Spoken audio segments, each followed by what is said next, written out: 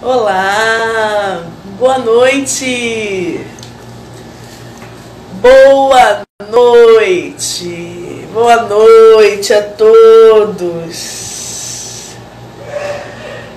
Sejam todos bem-vindos à terceira jornada de logoterapia online.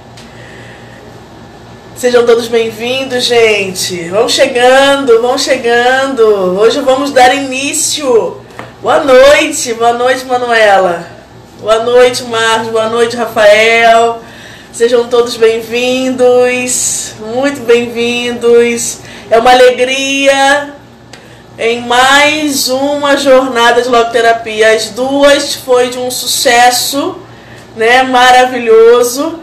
E então a terceira, com esse timaço que nós temos, você já verificou o time que nós temos? Olha, tenho certeza que vai ser maravilhoso. Eu quero já me apresentar para quem não me conhece. Meu nome é Luciana Cordeiro, sou cofundadora da comunidade Bersaber das Graças, logoterapeuta. E, na verdade, o objetivo da jornada é contribuir para a divulgação da logoterapia e, acima disso, também para a divulgação, né, da logoterapia com a contribuição particular nesse tempo, né, gente? Nesse tempo de pandemia, que, na verdade, está sendo um momento muito particular para nós. Então, como que tá o som e a imagem, gente? Tá ok? Me dá só um feedback. Tá ok? O som e a imagem tá ok? Para informar o problema. Dá só um feedback para mim, porque nós vamos ver se a nossa convidada de hoje está por aqui. A Sheila Rabuski. Quero ver se ela já está aqui. Então, dá só um retorno em relação a como que tá o áudio, a imagem, tá bom? Nós temos essa jornada tá sendo inédita também, porque no finalzinho dela também vai ter aquele e-book, né? O e-book tá saindo, vai ser uma compilação de todas as jornadas. Então, espera aí que quem tá esperando, quem tá ansioso, já fez até o cadastro, tá bom? Espera um pouquinho que vai sair, o cadastro vai estar funcionando a partir de amanhã do nosso e-book, tá bom? Tem uma coisa também muito importante para falar para os senhores, que na verdade, logo após essa jornada, nós vamos ter um curso muito legal, chamado Superação dos Traumas à Luz da Logoterapia. O que vocês acham, hein? Quem deseja fazer esse curso? Muito obrigada pelo ok, pelo feedback. Tô só esperando a Sheila chegar aqui, que a Sheila não chegou, pra gente poder dar início a começar a falar com ela. A gente já se comunicou, a Sheila acabou de entrar, a gente já se falou ontem, ela está muito feliz de poder participar. E a Sheila é uma grande mestra, foi minha professora, por isso que eu tenho um carinho especial, muita honra trazê-la aqui. Já vou acolhendo a cada um de vocês, tá? Com muita alegria. Vamos esperar a Sheila agora dar um ok lá e aguardar, a gente está aguardando a autorização dela. Vai ser maravilhoso.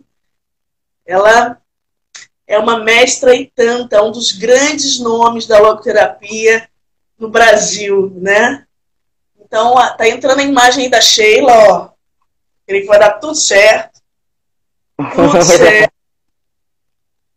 Sheila! Oi, tô aqui. Tá escutando? Oi, a gente não tá vendo a sua imagem. O que tá faltando, será? O que precisa? Não sei, talvez seja a internet. É? Talvez. Tá escutando a minha voz ou não? Peraí, deixa eu ver. A gente tá ouvindo, tá te ouvindo, né, gente? Todos estão ouvindo a Sheila? Só falta ver sua imagem agora. Será que a sua internet está boa? Opa! Que bom, que bom ver vocês. Que ótimo. Que bom, Que gente. bom te ver. Também, adorei. Nessa hora que a gente está se vendo só virtualmente, mas eu gostei muito de ver essa carinha maravilhosa de vocês. E estou imaginando também vários outros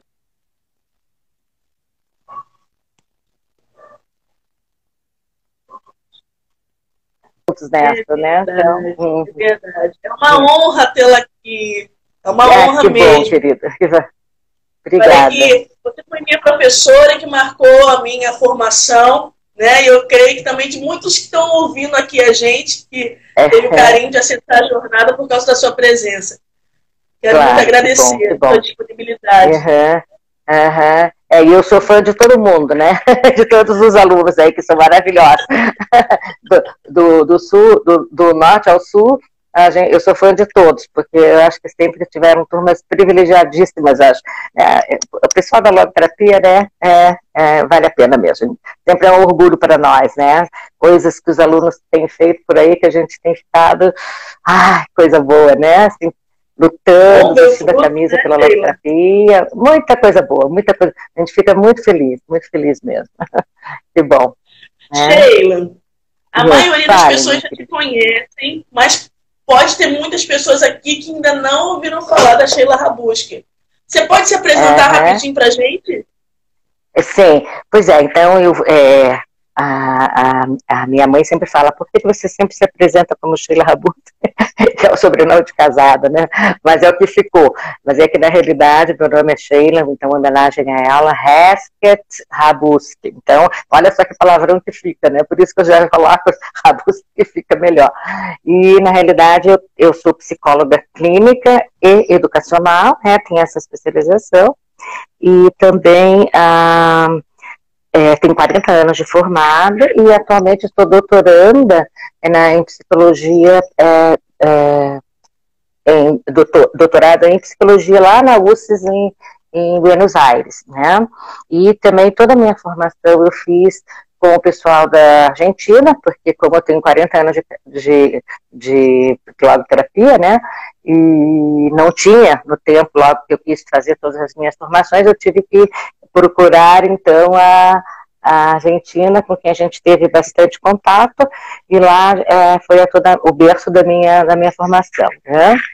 E aqui em Curitiba, nós estamos trabalhando há 21 anos, esse ano, e pela AUVEF, né? A AUVEF é a Associação de Logoterapia Vitor Emil Frank. Há 21 anos que ela atua aqui em Curitiba. Eu acho que, como o Paulo Criff sempre gosta de comentar, que é a instituição mais antiga entre as formadoras de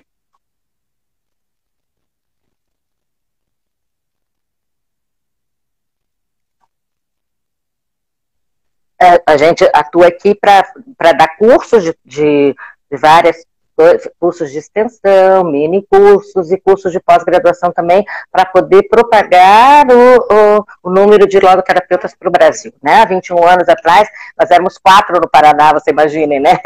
Então, agora, e aí a gente também faz atendimento à população com preços simbólicos, para que todo mundo possa ter acesso a terapia, né, e fazemos a difusão da logoterapia com muito trabalho.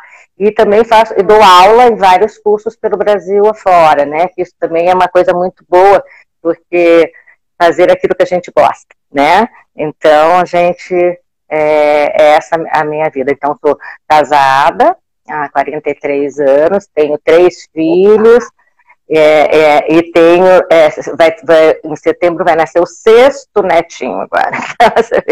Então ainda tá com isso aí também, né? Tem já. Tá? Algumas pessoas estão falando que a sua voz está picotando. Como que tá o retorno da Sheila, gente? O retorno da Sheila tá legal? Gente, tem muito logoterapeuta aqui, Sheila. Tem muita gente saudando você. Falando que legal. Que tem carinho especial por você. Fala pra gente como que tá ok. Tá ok, ó. As pessoas estão dizendo que tá ok. O delas tá bom. E o meu? Tá legal também? Tá ótimo. Opa, opa. Podemos começar então. Tá. E aí, fale, minha querida. Você já ia começar com alguma coisa? Eu já ia perguntar assim, Não. Começar com uma mega pergunta.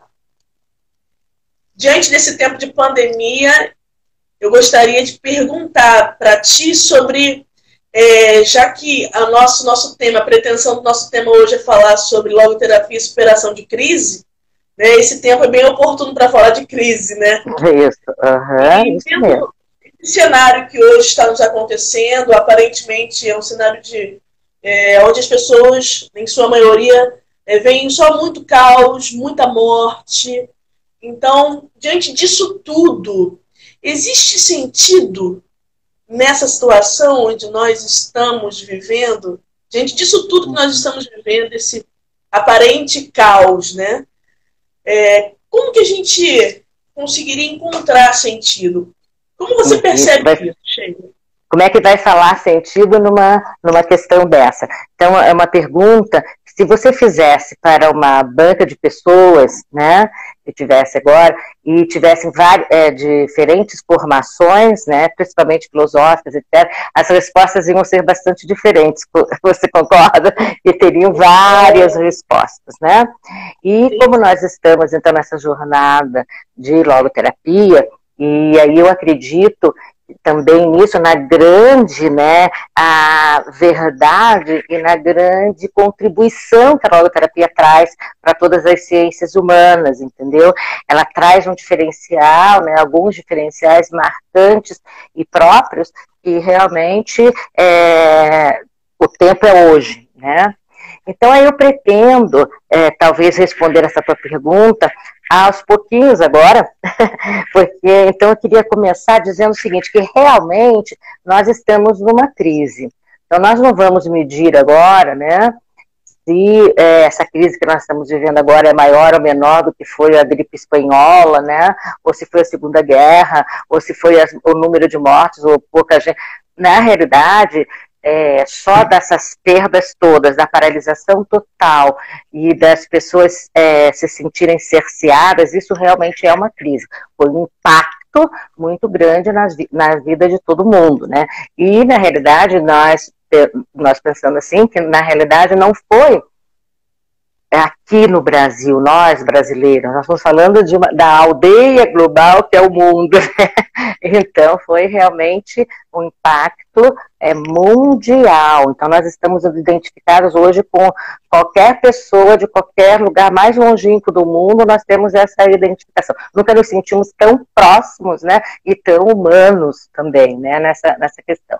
Então, realmente falar nesse confinamento, né, com as crianças também em cima, tentando fazer as lições que os pais sempre têm nos falado, né, e as pessoas, às vezes, com acúmulos de tarefas, sabe, que tem algumas pessoas que estão com acúmulos de tarefas muito grandes, os profissionais que estão na linha de frente também, né, tudo isso. Então, como você vai falar de sentido em termos de tudo isso?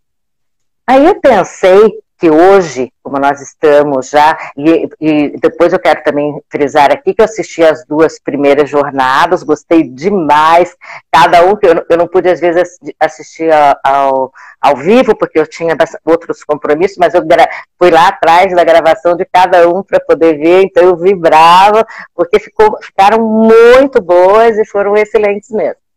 Então, foi bem legal, né? Então, eu pensei hoje nesse início, a gente falar um pouco sobre isso, sobre essa crise, mas a gente pode dizer o que será que a gente pode, porque na realidade o que a gente vem aprendendo durante todos esses anos com a logoterapia, e na realidade tudo que o Frank sofreu, né, não foi em vão, né? A gente só vai reconhecer as coisas um pouquinho diferente, né, depois. Então, eu gosto de dar o seguinte exemplo, né?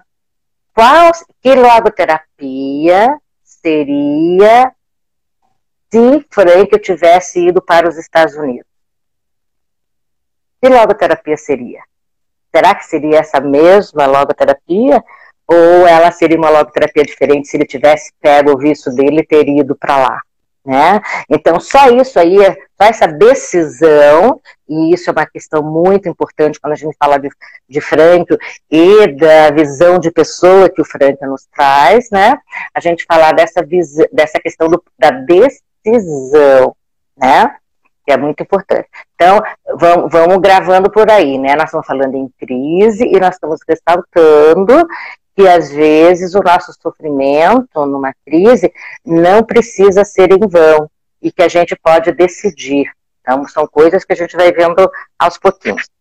Então, evidentemente, que eu não vou hoje apresentar para vocês, né, o Frankl, porque acho que vocês exaustivamente já tiveram nessas 2 primeiras jornadas, pelo menos deu para ter uma ideia bem importante da pessoa Vitor, né, o Vitor, né, Frankl.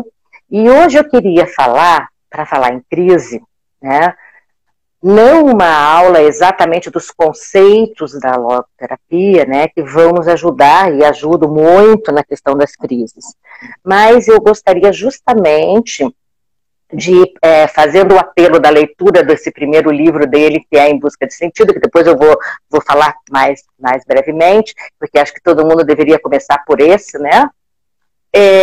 A gente poderia falar um pouquinho das lições que ele nos deu a partir do que ele aprendeu no campo de concentração. Então, nós vamos lembrar isso aí. A logoterapia não foi inventada no campo de concentração, né? Ele já tinha o livro dele, o manuscrito dele, ele perdeu lá em Auschwitz, que foi uma perda muito grande para ele. Ele já havia pensado desde estudante, depois de pertencer à sociedade adleriana, depois de ter contato com Adler. Então, ele já tinha pensado bem certinho toda essa questão do sentido da logoterapia também. Mas 38 meses numa experiência limite, como foi 4 campos de concentração, realmente não dá para deixar passar barato, né? A gente tem que ver que ele aprendeu, ele solidificou, eu posso dizer, né? Eu gosto da palavra, ele solidificou o aprendizado e as coisas que ele tinha pensado lá dentro, né? Então, a gente... Depois eu vou citar também um livro que vocês podem ver, se vocês não tiverem ainda, que é um livro da minha querida amiga Marina Freitas, né, para a doutora Marina, ela do Colégio Vitor Frankl, Ribeirão Preto. Ela também tem um livro muito bonito que é Afrontamento de Crises, né, e fala dessa experiência do Frankl. É belíssimo livro, depois eu vou recomendar para vocês também. Então, é bonito. Então, na realidade, gente, vamos falar agora, a gente vai pegar, porque dizem que cada um tem a sua experiência, né? Mas eu acredito muito que na história da humanidade a gente teve essa capacidade de aprender com a experiência do outro. Então, acho que a gente tem que viver a situação para poder entender, mas eu acho que aliado à experiência de alguém que já passou alguma coisa, a gente pode fazer as nossas, né? Quando você vai fazer uma viagem, vai num restaurante, alguma coisa, coisas bobas, né? Como você procura se assessorar das pessoas que já foram, para você ver como é que você faz, né? Então, na realidade, a gente vai hoje fazer um ir e vir do aprendizado do Frankl para a nossa vida hoje, né? O que ele aprendeu lá, ele reforçou a logoterapia e que nós podemos hoje gratuitamente, divinamente, maravilhosamente poder aproveitar para as nossas crises diárias, né? Tá bom? Então, a primeira coisa que eu vejo, né, que a gente poderia trazer agora, o Frankl, ele fez... ele relata no livro dele que foi a chegada em Auschwitz foi um impacto maior, né? Então, porque ele ficou 2 anos e pouco lá em Theresienstadt, que era quase que um gueto, não tinha as formas de um campo de concentração, mas depois foi para 2 outros bastante difíceis também, mas o grande impacto para todos era Auschwitz, que era aquele monstro do ser Auschwitz mesmo. Então, ele foi um impacto grande, então a gente tem que lembrar também que não tem, quando a gente é pego de surpresa, né, quando a crise chega, né, a gente sempre tem impacto, a gente tem um choque, né, sabe? Então, não se assuste, porque é assim mesmo. Quase um paradoxo do ser humano, eu digo, né?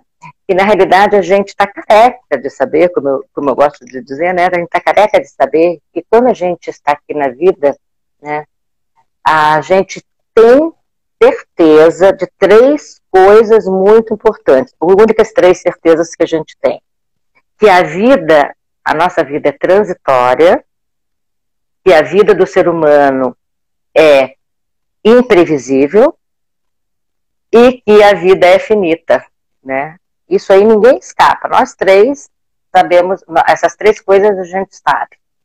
E por que a gente se espanta tanto quando as coisas acontecem, né? Se a gente sabe que ela é transitória, que ela é imprevisível e que ela, né, é finita. É porque, na realidade, a gente tem que ter uma tarefa para uma vida inteira, né? Eu acho que isso é o resto da vida e mais 2 dias para poder aprender, né? Que é a gente se conformar com essas 3 coisas, né? Mas, então, o impacto faz parte, a gente sempre leva o susto mesmo. Eu acho que nos primeiros dias todo mundo levou o impacto, às vezes até algumas reações físicas que estavam se pensando, o medo do que seria, o medo de uma coisa nova, né? E as notícias todas, e as pessoas falando, e as famílias, se acontece, se não acontece,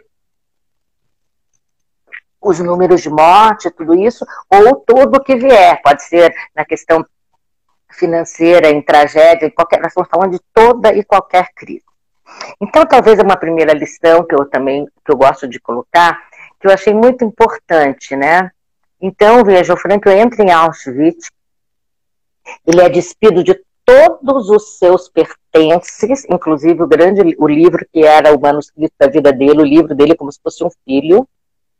Ele perde literalmente tudo, até os pelos do corpo, né? Ele se separa da Tilly e da mãe, né? O pai já tinha morrido em Theresienstadt, né? E ele chega só com as 2 e se separa das 2 e vai para aquele barracão imundo que são triliches, que eram para dormir 3 pessoas em cada beliche, e dormiram 9 naquela noite. E ele, naquele impacto cruel, né, com a fome batendo no estômago, frio, ele disse assim, bom, era um lugar que eu não queria estar, não escolhi isso, mas eu estou aqui, eu tenho que fazer alguma coisa. Então ele fez um pacto com ele, né? Então, primeira coisa, ele pensou 3 metas para ele. A primeira meta seria sobreviver. Eu vou fazer tudo e mais um pouco para sobreviver. Segundo, eu vou ajudar quem precisar. E terceiro, eu vou tentar aprender alguma coisa aqui dentro. Já que eu estou aqui, eu vou tentar aprender alguma coisa nova.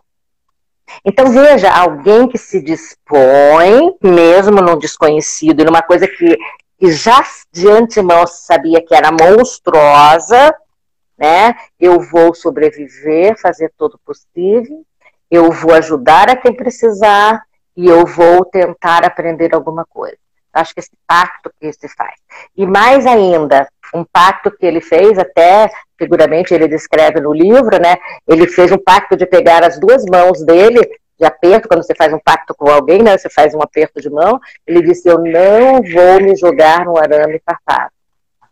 Porque a coisa mais comum nos campos era você se encostar nas cercas eletrocutadas e morrer facilmente. Então ele fez um pacto que acontecesse o que acontecesse, ele não iria se jogar.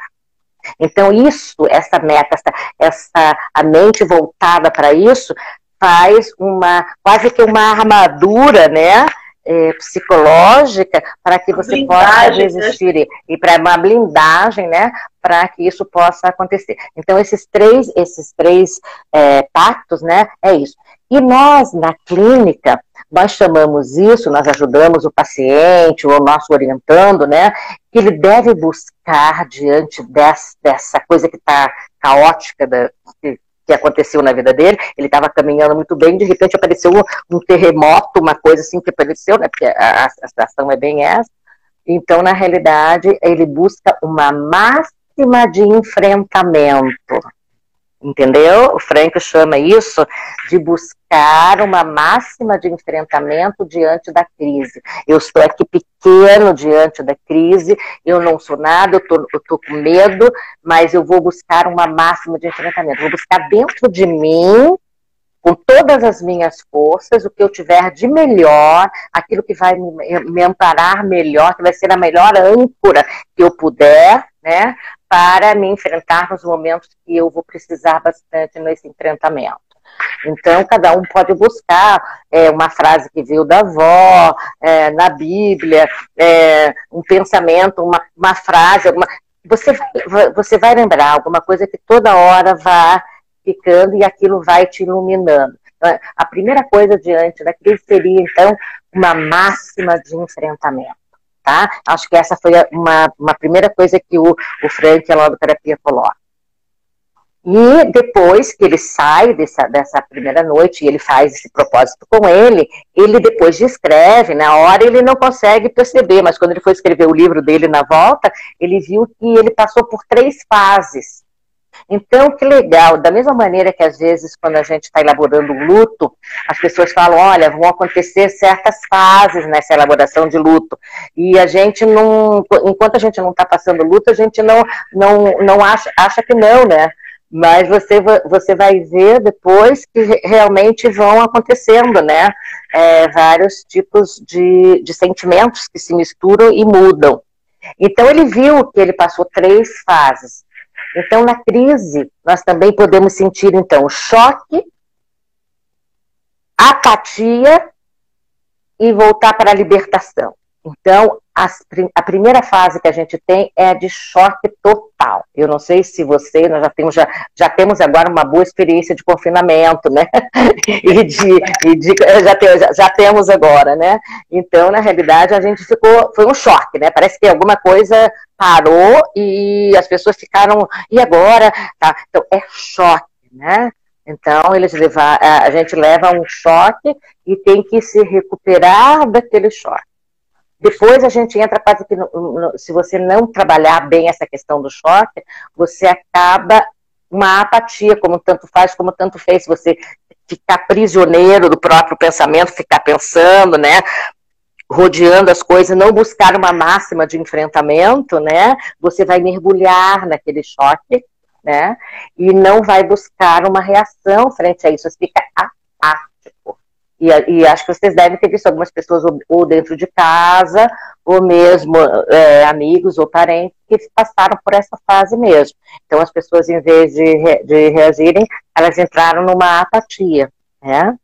Então faria muito bem para ela ter uma máxima de enfrentamento, né? Ou buscar saídas. E depois o momento da libertação do prisioneiro, né? Porque ele viveu todas essas etapas, graças a Deus, né? Então, na realidade, o que a gente vai fazer depois que tudo isso passar, né? Porque, na realidade, o que ele viu ali na hora do prisioneiro liberto? As pessoas, elas tinham medo da liberdade. Elas não sabiam o que fazer da liberdade. Elas não sabiam, né, o que eu vou fazer com essa minha liberdade, né? Aí a gente diz o seguinte, da mesma maneira que nós, do que eles aprenderam. Nós temos que reaprender a alegrar-se, ele disse. Eu achei muito bonito isso no livro dele, porque na realidade nós não estamos falando em felicidade, em elaboração de perda, nós estamos falando em alegria, entendeu? A alegria espontânea, a alegria de viver, a alegria de colocar isso.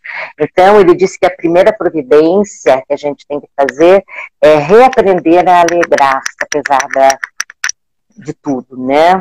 Depois, ele reaprender a ser feliz, porque eles viveram aqueles tempos lá. Reaprender. É possível, porque o ser humano é possível, né? E depois ele disse que a gente tem que reconfigurar a nossa dor. A gente só consegue fazer isso se a nossa dor está aqui, ela é reconfigurada dentro da gente, entendeu? Porque eu gosto de Posso citar também agora o livro lindo, muito maravilhoso, que é A Bailarina de Auschwitz. Se vocês não leram, é maravilhoso. Também é uma sobrevivente como Frankl. Eles se conheceram, ela também ressuscitou a partir dessa coisa. Então, ela mostrando, ela tem 92 anos, ou 93 agora, é uma terapeuta, né, que ainda trabalha com traumas, né, com os militares, e ela passou tanto, muitas coisas, né, brutal, né, numa juventude dela, e ela diz que essa dor, ela sempre está lá, ela sempre está ali, e a pessoa, ela lembrava quase todo dia das coisas, mas ela tinha que aprender a conviver, tinha que aprender a reconfigurar a dor, né, como o exemplo de tantas mães, por exemplo, às vezes que perderam seus filhos, que acho que é uma dor terrível, né? Elas falam mesmo que é uma dor que não acaba, mas elas vão aprendendo, né, a viver, elas vão vivendo. Então, a vida dos seres humanos maravilhosos, eu acho o ser humano maravilhoso, né, por isso tudo, né, esse encantamento, porque ele é capaz de tudo isso, né, de sobreviver, de reaprender, de reconfigurar a sua dor, né, nós somos capazes, nós temos essa possibilidade, não precisa ficar mergulhado dali. Então, tantas pessoas tão perto da gente que passaram tantas e tantos conflitos e dores e conseguiram fazer exatamente isso, aprenderam reaprenderam a ser alegres, reaprenderam a ser felizes, reconfiguraram a sua dor e tocaram a vida. Né? Engraçado, né, Sheila? Então, e durante a crise, durante o momento da dor, parece que o ser humano não vai dar conta, né? Não, parece. O próprio ser humano não sabe do potencial que ele carrega em si. Não sabe, não sabe. E as pessoas falam assim, ó, se me contasse que eu ia passar por tudo isso, eu não ia acreditar, né? Então, assim, na realidade. E a gente também, uma coisa que é bem importante também, que parece que a gente não vai entender, aí entra um pouquinho a questão do sentido, se faz sentido ou não, a gente só vai perceber, muitas vezes, a nossa incapacidade. A gente tem aquela, na hora da crise, se você mobiliza uma força interior que vem de você, você vira um gigante, né? Você é capaz de vencer que você nem acredita. Quando passar lá na frente, que tudo passa, né? Tudo passa. Então você vai dizer, eu não acredito que eu passei por tudo isso. As pessoas falam, eu não acredito que eu tive tanta coisa, eu não sei de onde eu tirei tanta coisa. As pessoas falam. E aí é que bate aquela questão assim, isso faz sentido por causa disso. Então aí a gente consegue lá na frente, não é agora, entendeu? A gente quer achar um sentido agora no quanto está vivendo. E esse sentido desse sofrimento não é agora. É depois que a gente sai, luta e busca. Aí a gente vai ver que foram muitos, né? Então talvez a pergunta, depois que a gente possa se fazer para ajudar essa coisa, não é perguntar por que isso aconteceu, mas para que aconteceu. Entendeu? A pergunta-chave. Né? A pergunta-chave. Então, na minha vida, aconteceu isso, né? Mas por que eu? Porque não vem resposta nenhuma nesse porquê. Mas se você pergunta para que aconteceu, começam a aparecer muitos paraquês. Né? Tá? Bom, e aí o Frankl também lhe diz que os melhores deles morreram, né? Porque quantas pessoas boas foram, né? Tantos amigos dele, 6 milhões de judeus, só de judeus, né? Fora dos outros. E aí ele diz o seguinte, ele diz que 4 coisas ele percebeu nas pessoas que sobreviveram, que foram poucos, né? Então ele não ficou preocupado porque tantos morreram, mas ele queria saber por que alguns sobreviveram, né? Então a pergunta era o contrário. Então não é porque tantos morreram, né? O porquê a gente sabe, né? Que era uma insanidade de uma pessoa só, uma maldade, né? Agora, o porquê alguns sobreviveram, porque era muito difícil sobreviver, né? Então ele percebe 4 coisas importantes que ele viu daqueles que sobreviveram. Primeiro, que eu acho que também na hora da nossa crise isso é muito importante, né? Eles tinham, todos que sobreviveram, tinham ainda alguma coisa importante a fazer. todos os que sobreviveram tinham ainda alguma coisa a fazer. Então era fácil, ou era mais tolerável eu aguentar tudo aquilo, porque eu sabia que quando eu saísse eu iria fazer aquela tarefa que só eu poderia fazer e que era super importante. Então, numa crise, nunca deixe de ter tarefas importantes. Sempre tem uma tarefa a cumprir, tá? Porque é isso que vai te mobilizar, certo? Então, coloque tarefas, dê tarefas, busque coisas, né? Porque todos têm uma tarefa que tem coisas que só você vai poder fazer. Então, comece, pare e pense, né? Que coisas que eu gosto de fazer, ou que coisas que eu faço bem, ou que eu gosto de fazer, que só que eu posso dar o meu caráter pessoal, né? Então, o que eu poderia fazer de melhorar isso daqui em diante? Então, colocar essa tarefa para si, né? Porque isso é um desafio para si mesmo. Então, ele percebeu isso, com certeza nas crises a gente pode usar isso. Depois, eles disseram assim, que todos os que sobreviveram, que estavam ali perto deles, nunca perderam o humor. Porque você já viu as pessoas que passam, que estão como a gente diz que as pessoas que trabalham com oncologia ou cuidados paliativos, eles falam mesmo que os grupos, né, os grupos que se apoiam, eles ficam fazendo piada do tumor, da doença, das coisas, porque isso é que deixa mais leve, né, a questão. E aquele casimundo ali, foi fechado, mudo, tudo assim, né, que não leva a nada, aí você fica preso na sua doença. Então você você não está doente, você é doente, entendeu? E então nessa realidade o humor te distancia, né? Faz que você tenha a doença, não você seja.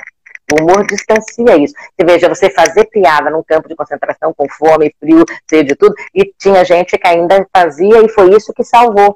Às vezes eles faziam uma combinação assim, que cada dia um tinha que contar uma piada, porque, sabe, cada dia um era encarregado de contar uma piada. Uma piada por dia, pelo menos, né? Isso, uma piada por dia, pelo menos. Então, naquelas caminhadas horríveis e tudo isso. Então, o humor também, fazer graça da própria desgraça, sabe, quando a gente está colocando, isso também deixa mais leve na família, com você e tudo isso, né? E outra característica que ele disse é que todos os que sobreviveram, eles foram solidários. Ninguém ficou voltado só para si mesmo, querer salvar a sua própria pele. Foram solidários de alguma maneira, né? A solidariedade foi uma coisa muito importante. E eu já vejo também aqui, como a gente já está vivendo bastante tempo de confinamento também, eu vejo que essa solidariedade tem brotado no Brasil todo, no mundo inteiro, né? Então a gente tem essa vontade mesmo de buscar, né? E vamos precisar ainda bastante tempo, né? Ainda, né? Porque as coisas ainda estão por vir, né? Vai ser depois e tudo isso. Então a solidariedade vai ser assim, muito importante. Tem pessoas que ainda vão viver. Né, Sheila? Isso mesmo. Então, esse campo de concentração nosso do confinamento, né, que a gente vai chamar, ainda tem pessoas que vão viver essa miséria durante algum tempo, né? E a gente tem que ser solidário da solidariedade. E depois, o quarto que ele disse, que entra uma questão muito importante, que depois eu quero frisar e terminar falando dessa grande importância da logoterapia, que era assim, os que sobreviveram eram livres, embora prisioneiros. Não sei se você consegue perceber. Eles eram livres, embora prisioneiros. Então, o que o Frank está falando dessa liberdade? É exatamente isso que eu quero agora, né?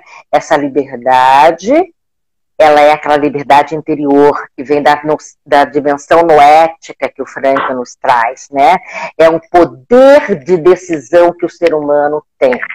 Então, é aquela liberdade da logoterapia que diz, eu não sou livre de, mas eu sou livre para. Certo? Então, você não foi livre de ter a crise, como todo mundo teve. Você não foi livre de ter perdas, você não foi livre de ter doenças, mas você é livre para responder a isso que a vida está te fazendo nesse momento, né? Então, pense sempre no sentido que na logoterapia, ou a gente é aquele que faz a pergunta e aquele que responde, sabe, ao mesmo tempo. A gente pode perguntar na crise, né? O que a vida está me pedindo nesse momento? Né? O que a vida está me pedindo nesse momento? Aí eu falei assim, mas eu já sei, eu vou dar uma resposta já para a vida também lá, né? Então eu pergunto e coloco. Isso é uma questão da liberdade interior. Ninguém pode tirar isso de ninguém.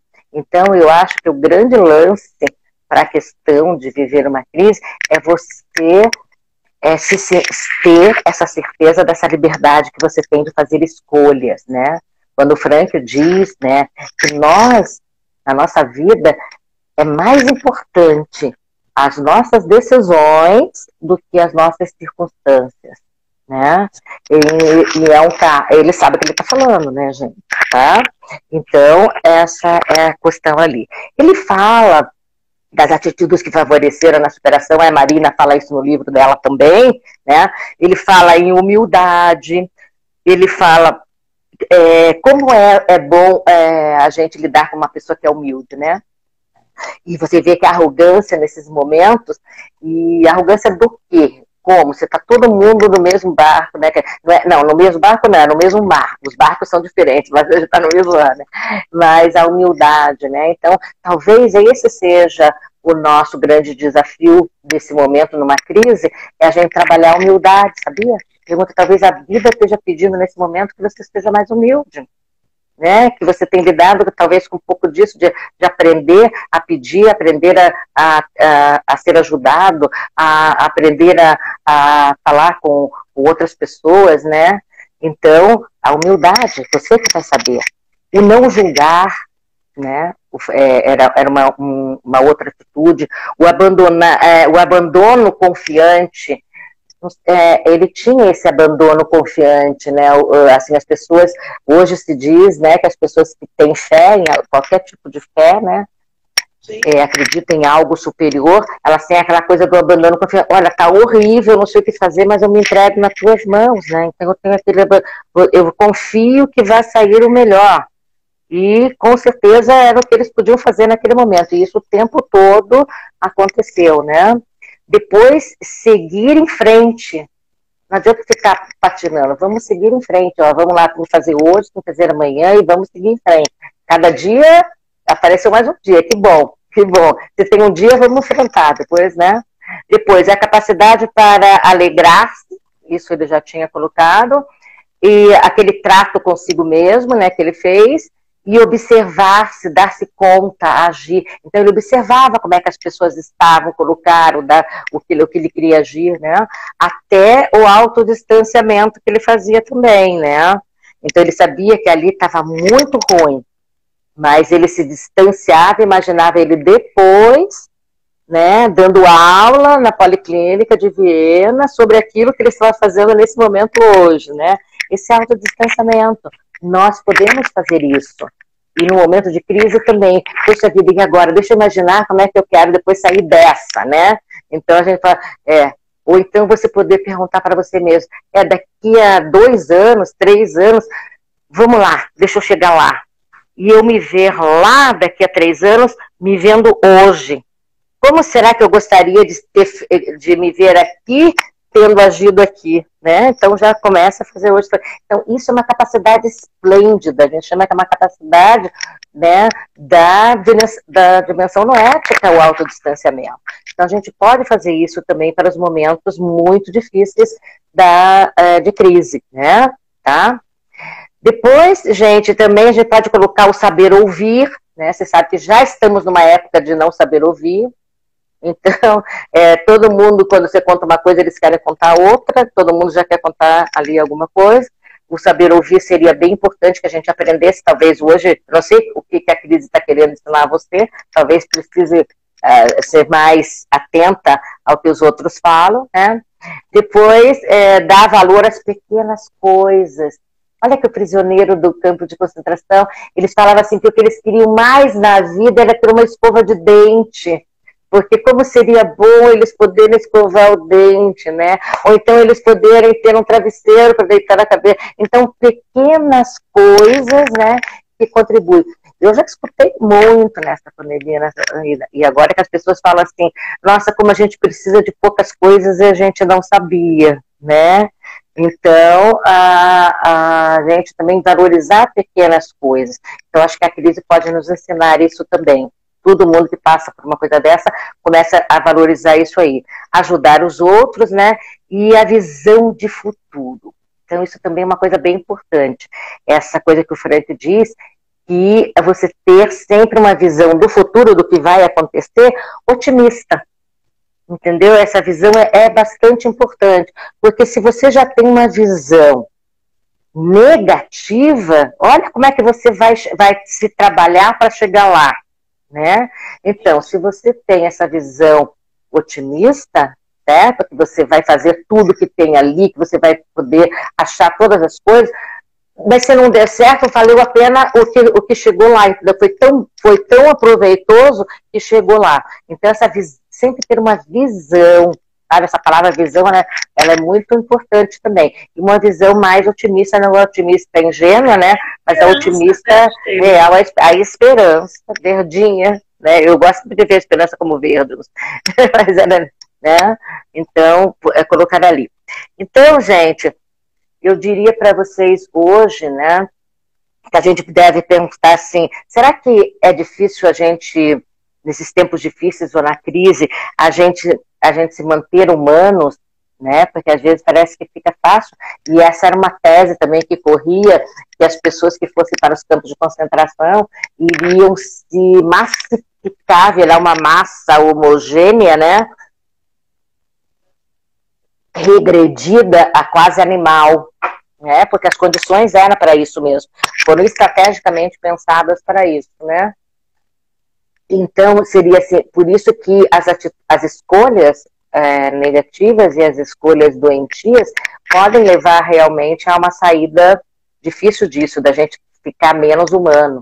Então, talvez a gente tenha que dizer, nossa, eu posso perder tudo, mas eu não posso perder a minha humanidade, a minha dignidade, né, humana. Então, isso você tem que colocar um preço para isso, entendeu? Para você, olha, essa crise está ali, mas eu quero segurar isso, porque isso é o mais importante. Salve-se quem puder, entendeu? Então, isso é essa questão bastante importante que era ali. Porque hoje existe realmente essa questão da aniquilação da humanidade. O que se faz para se tirar a humanidade? Ela separa, reduz e dissolve, né? Dissolve no meio da massa. Separa, reduz e dissolve. Quando o Bauman fala da sociedade líquida, né? Que tudo vira líquido mesmo. Então, na realidade, esse é o nosso grande desafio atual, né? As coisas, essa sociedade líquida, está nos fazendo isso mesmo, né? Menos humanos, é um risco grande que nós estamos correndo, né? Aí o que o Frank pode nos dizer, né? Escolher e responder pelas nossas ações. Então, eu escolho, porque eu tenho o quê?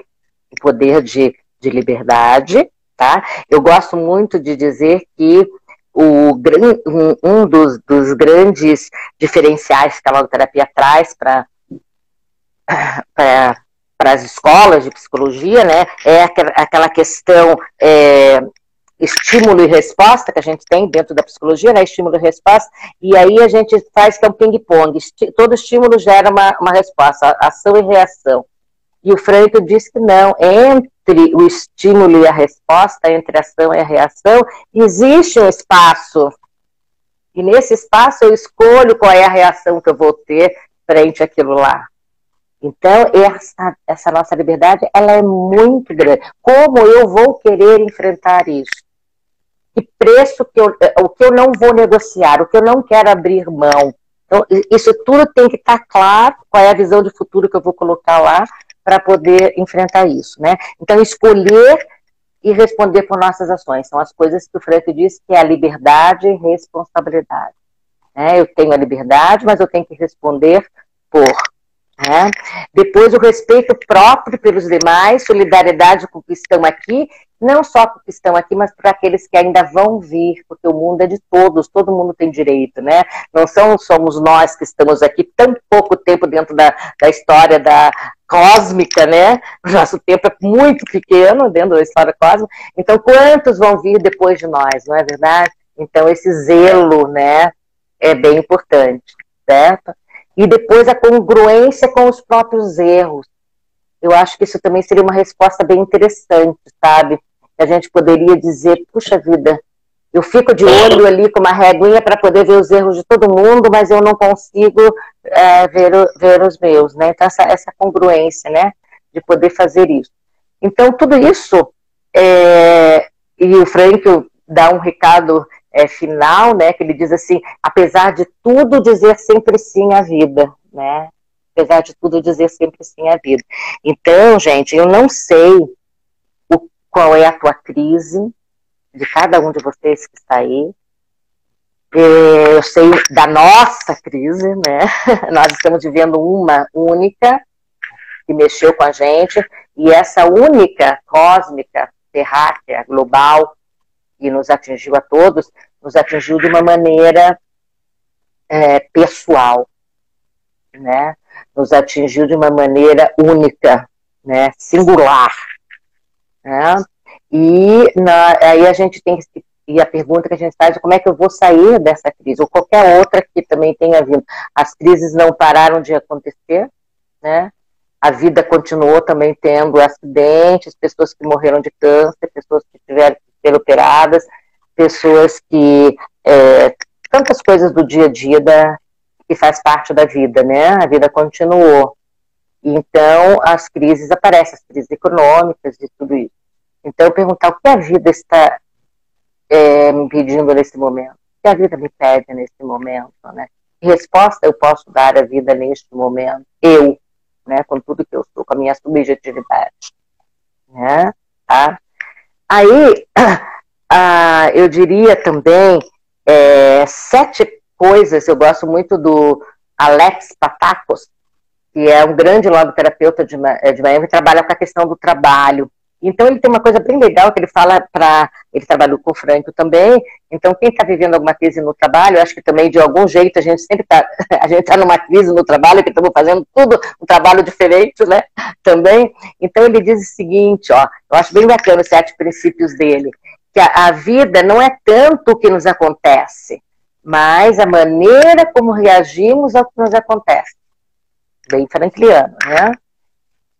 2, entre o estímulo e a reação existe o caráter.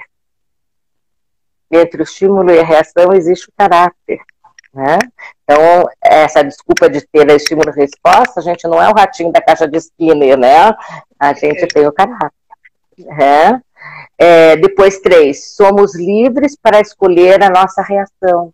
Você não precisa igual na massa, né? Na boiada, mas a gente pode escolher a reação, né? O 4, ele diz o seguinte, podemos nos observar à distância para chegarmos a ter uma melhor e profunda compreensão e rirmos de nós mesmos, o autodistanciamento. Nós temos essa capacidade de fazermos isso.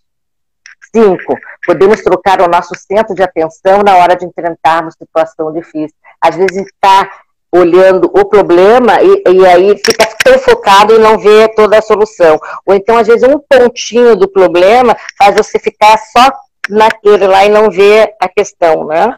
Tá? Então, eu acho que essa questão de você trocar de foco o centro, né? Aonde é o centro, isso também faz. Igual aquelas coisas que a gente tem da figura e fundo, você coloca o desenho e vê duas coisas diferentes, contraditórias no mesmo desenho, assim também pode ser a nossa solução do problema, né? E nós podemos superar nossos próprios limites e prestar uma contribuição ao mundo. Todo mundo é capaz de fazer isso, Luciana. Todo mundo. Né? Nós podemos superar os nossos próprios limites e prestar uma grande contribuição no mundo. A história da humanidade está cheia disso. O ser humano é lindo em função disso, né? E então a gente pode responder a essa humanidade que clama dentro da gente, né? Que nos faz umas pessoas que são transcendentes, né? E então Aí eu queria, trouxe literalmente Frank para vocês, para dizer então. Opa. Deu uma travadinha. Travou. E agora? Deu? Tá. O grau mais elevado da sabedoria humana é saber adaptar o seu caráter às circunstâncias e ficar interiormente calmo, apesar das tempestades exteriores. Tá? O grau mais elevado da sabedoria humana é saber adaptar o seu caráter, olha aquela distância, né, às circunstâncias e ficar interiormente calmo, apesar das tempestades exteriores. Bacana, né? Também ele nos diz: a verdadeira grandeza consiste em sermos senhores de nós mesmos. Né? Depois ele diz: em vez de possibilidades, realidades é o que eu tenho no meu passado. Não apenas a realidade do trabalho realizado e do amor vivido, mas também a realidade dos sofrimentos suportados com bravura. Esses sofrimentos são até mesmo as coisas das quais me orgulho mais, embora não sejam coisas que possam causar inveja. Bonito, né? Lindo! Em vez de possibilidades, realidades é o que eu tenho no meu passado. Não apenas a realidade do trabalho realizado e do amor vivido, que ele fez essas duas coisas, mas também a realidade dos sofrimentos suportados com bravura. Esses sofrimentos são até mesmo as coisas das quais mais me orgulho, embora não sejam coisas que possam causar inveja. Né? Aí, agora ele tem um recado muito claro também, e nós estamos agora vivendo isso para terminar, Lulu. A gente tem 4 minutos. Pois é, então ele deixa assim claro também que o nosso grande desafio também é a convivência nesse mundo com as diferenças. Você está percebendo como está cada vez mais difícil? A gente está no século XXI e a gente não sabe lidar com as diferenças, com a diversidade das pessoas, né? Eu acho que esse é o nosso grande desafio hoje. E o Frank já estava lá atrás já pensando. E a história já nos mostrou no que deu as pessoas não aceitarem as diferenças. Olha lá, não aprenderam ainda? O Frank escreveu o livro dele, Em Busca de Sentido, por 9 dias chorando. Ele disse que ele tinha que escrever porque a humanidade tinha que conhecer o que eles passaram para nunca mais acontecer o que aconteceu. Então, cada vez que a gente fala isso, o ser humano não aprende, não é verdade?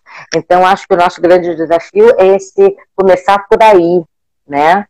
Talvez hoje na nossa crise, seja ela qualquer, perguntar como é que anda a minha empatia, né? Ou como anda o meu respeito às diferenças, que o outro também pode, como eu posso, né?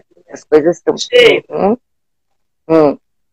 Se a pergunta... Eu acho que você disse tantas frases, foi tão rico, mas se Frank vivesse hoje, estivesse hoje vivendo esse tempo, qual frase que você acha que ele deixaria pra gente? Olha, ele disse agora, eu posso responder essa, ou é que eu tenho mais duas dele aqui agora, tá? E depois eu respondo. Que humanizar, veja, que a minha consciência da unidade, por isso que eu quero depois para dizer que ele falou e depois eu vou dizer o que ele falaria hoje. Ele disse assim, que a minha consciência da unidade da humanidade tem uma força tão iluminadora que as várias cores da pele dos partidos desapareçam. Né? Que a minha consciência da unidade da humanidade tenha uma força tão iluminadora que as várias cores das peles e dos partidos desapareçam. Então, ele diz que o recado dele, né, e a mensagem de Frank é bem clara. Não pensamos que a nossa vida seja fácil. Não pensamos isso. Não vai ser. Sheila, trabalhemos unidos. Você pode voltar com a gente que vai cair. Deixa eu ver agora. Oi, Sheila. Oi, que tá conseguindo me escutar? Mas não aparece, né? Mas tudo bem. Que pena que eu queria bem olhar nos olhos, assim, mas aí fica a frase do Frank, né? Tá. Então, gente. Mas pode dizer. Tá. Mas então, só dizendo assim da mensagem do Frank, quando ele fala dessa questão, eu vou repetir aquela anterior, que era que a minha consciência, porque isso é bem atual, e eu acho que é o nosso grande desafio hoje, né? Essa questão da igualdade na diversidade. Eu vejo, por que a gente insiste muito nisso? Porque, na realidade, é uma coisa assim que, por exemplo, você ser racista, homofóbico, tudo isso, na realidade não é uma questão estrutural, quer dizer que seria difícil você trabalhar, entendeu? É uma coisa muito mais rápida, né? Quer dizer, porque uma criança, se fosse estrutural, você criança, alguma coisa, você teria já demonstrado de uma outra maneira, entendeu? Isso foi aprendido, por isso que eu estou colocando, isso é aprendido. Então, se da maneira que a gente aprendeu, a gente pode desaprender, e o conhecimento é uma coisa muito boa, né? Então, na realidade, eu acho que esse é o nosso grande desafio hoje, a empatia e celebrar a diversidade, né? Eu acho bem importante. Não é tolerar, é celebrar. Você percebe a diferença também, né? Tá? Então, então não é tolerar. Eu acho que é um primeiro passo. Né? Porque mesmo tolerar significa que eu estou achando que ela não é igual, né? Eu só tenho que tolerar. Agora, celebrar né? É bonito. Bom, então ele diz assim, que minha consciência da unidade, da humanidade, tenha uma força tão iluminadora que as várias cores da pele dos partidos desapareçam. Tá? Bom, então a mensagem dele, não pensamos que a nossa vida seja fácil. Trabalhemos unidos em nos fortalecer como iguais ante as adversidades do caminho. E essa questão aqui, que não é uma frase do Frank, mas eu nunca vi alguém que conseguiu fazer uma frase tão frankliana como o Patacos, né? Então ele diz, quando ele estava falando daquela coisa entre o estímulo e a resposta que ele falou do caráter, né? Ele diz o seguinte: entre o estímulo e a resposta há um espaço. E nesse espaço se encontra a nossa liberdade e nosso poder de resposta, da escolha da resposta. E nossa resposta descansa o nosso crescimento e a nossa felicidade. Bem frankliana, né? Entre o estímulo e a resposta há um espaço. E nesse espaço se encontra a nossa liberdade e nosso poder de escolha da resposta. E em nossa resposta descansa o nosso crescimento e a nossa felicidade. Então, agora respondendo a tua terceira pergunta, a pergunta que você fez, eu diria o seguinte, que o Frank nos diria assim, aguenta firme, consulta a tua consciência, sabe qual é a consciência que ele está falando, né? Aquela consciência lá da dimensão, e segue em frente. Né? E segue em frente. Perfeito, uhum. Aguenta firme, consulte a sua consciência e segue em frente. Uhum. Segue em frente. Superação de crise. Que maravilha! Esse acho que é que o Frank diria. Acho que às vezes eu me pergunto para ele também, quando eu pergunto sobre o que é a vida para me dizer, eu falei assim, mas o que o Frank me diria, ou ele me dizendo, agora se eu encontrasse ele também, né? Que ele é professor de crises, né? Então seria ótimo. Tá? E aí, Luciana, então eu queria recomendar muito, então, que as pessoas que que não são ligados à logoterapia, ou que não conhecem, que leiam o livro Em Busca de Sentido, que é da Voz Sinodal, que é o primeiro livro do Franco mesmo. Já foi em 1946, ele já lançou o livro, de tanto que ele queria já lançar para poder mostrar isso aí. Ele queria, primeiramente, não colocar o seu nome, ele queria ser anonimamente, que ele iria colocar. Os amigos é que pediram que isso teria valor maior para ele, né? Depois tem o livro do Franco, da Marina, que é, então, Afrontamento de Crises, que coloca. E depois que vocês lerem esse aí, Em Busca de Sentido, pode ler Sede de Sentido, do Franco também, que é um livrinho pequenininho, vermelhinho, que estava esgotado e agora voltou, né? Também temos um novo livro no mercado, que é traduzido pelo Ivo Stuart, né? Então, agora me Ética do Não. É o novo dele. É o novo dele agora, capinha verde. Existencialismo. Existencialismo, isso mesmo. Então, também já está e estava em oferta boa agora de lançamento, tudo isso. A gente estava esperando há muito tempo essa tradução. Então, os livros dele. Agora, o Frank, eu diria para vocês assim: comecem, peçam ajuda para as pessoas que estudam ou fizeram, para que você não queime etapas de você poder entender bem o pensamento franquiano. Então, porque às vezes ele é muito difícil de ler. Então, se você vai começar o primeiro livro dele, você vai ler a tese de doutorado dele, que é A Presença Ignorada de Deus, vai ser difícil você entender, né? Mas se você ler esse primeiro livro, você vai saber dele, e depois você vai, né? Tem vários autores também que conviveram com ele, escreveram bem, né? Tá? Mas então é bom sempre fazer uma sequência para você poder ir entendendo o Franco cada vez mais. E aí, Luciana, eu quero te dar os parabéns, minha querida. Fiquei muito, muito, muito feliz. Mas olha, foi uma alegria imensa. Acho que eu disse para você, né? Pelo menos manifestei nas coisas aí, que eu achei que foi uma ideia maravilhosa tua, essa questão da jornada de logoterapia, coisas acontecendo muito bacana, vendo os alunos como cresceram, como se aprofundaram, os alunos da nossa turma lá de Petrópolis, da UCP, né? Então, vendo pessoas que se interessaram, quer dizer, como é que nós podemos duvidar que nós vamos sair dessa melhores se essa quantidade de lives de logoterapia, essa quantidade de assuntos tão importantes e maravilhosos que a gente tem vindo aí em todos os setores, né? As pessoas se mobilizando para assistirem, para colocar.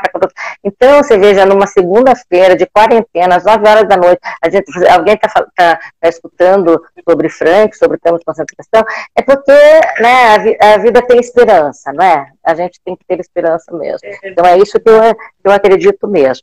Então, espero, sinceramente, que dê muitos bons frutos tudo isso, porque você contribuiu muito para que a logoterapia possa estar florescendo por aí, muitas flores de logoterapia, né? Eu achei tão bonito, eu fui na jornada do Paulo Crefe, lá em Porto Alegre, no final do ano, e tinha um grupo de senhoras lá, lindo, que era o grupo de mães que perderam filhos. Quase morri de chorar, né? Então, nossa. Aí teve um senhor que ele deu para todo mundo da plateia um envelopinho com sementes de girassol. Então ele disse assim: eu quero que vocês pensem que esse girassol é sementes de Mariana, o nome da minha filha. Vocês plantem, que eu quero ver muitas Marianas no mundo, porque é isso que cada girassol que eu vejo, eu vou ver que é a minha filha sorrindo para o sol e para a vida, né? Então eu acho que você está fazendo isso, né? De poder dar essas sementes para que a gente possa distribuir. Então foi um trabalho muito importante. E aí eu te louvo, te agradeço muito, tá bom? Em nome da logoterapia e tudo aí que você fez, minha querida. Tá? Sheila, eu acho que isso deve te dar uma sensação interior de tanta realização de sentido, porque você percebe o fruto também do seu sim, né? Sim. Da sua entrega, né? A sua formação a todos deixa um impacto muito grande, Sheila, na alma, sabe? Por isso, para mim é uma grande alegria, uma honra tê-la aqui de verdade, por conta de tudo isso que você né? Muito mais até de logoterapeuta, antes de ser uma logoterapeuta, Eu admiro muito a Logo Vivente que você é. Muito obrigada por todo o teu testemunho de vida, que impacta tantas e tantas vidas. Muito obrigada, tá bom? Obrigada. Boa noite para todos, para cada um e para cada uma, em especial, né? Depois, imagina se eu fosse ler os nomes aí, eu ia gritar cada nome que eu vi, assim, porque são pessoas tão queridas, né, que a gente vê. Mas às vezes a gente vê, né, quando a gente tá gravado, a gente vê os nomes também, depois eu vou querer ver também, que legal, saber que estavam aqui junto comigo, batendo o coração aqui junto. Que bom. Tá? Boa noite a todos. Uma feliz semana, que tudo de bem, que todos bem, né? Tá? Felicidades para vocês. Sabe tudo de bom. Amanhã, Sheila? O Felipe. Não, Felipe? Amanhã, Felipe. Isso. Eu quero ver. Mas amanhã eu tenho um paciente bem na hora. Vamos ver, eu vejo na gravação. Eu fiquei tão feliz que ele vai falar bem do assunto que a gente gosta, conversou várias vezes, que vai ser sobre vocação. Ele é ótimo. Vai ser ótimo. Foi bem legal. Boa sorte para ele também. Tudo de bom, tá? Tchau, gente. Beijão, obrigada. Sheila. Obrigada. Tudo de bom. Tchau. Tchau, gente. Obrigada. Ai.